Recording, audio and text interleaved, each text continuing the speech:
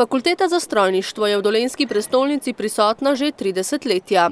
Zdaj študenti predavanja poslušajo v središču mesta. Študentov strojništva je v prvem letniku v Novem mestu 45 do 60, v drugem letniku jih je okoli 15 do 25 in v tretjem letniku od 10 pa do 15.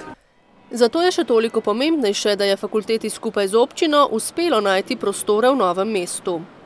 Tisti, ki so se odločili za študij na strojni fakulteti, prav gotovo bi se preselili v Ljubljano, se pravi, Novo mesto bi izgubilo 880 študentov dnevno. Res pa je, da ni celoten študijski proces v Novem mestu. Laboratorijske vaje morajo študenti opraviti v laboratorijih, ki so v Ljubljani.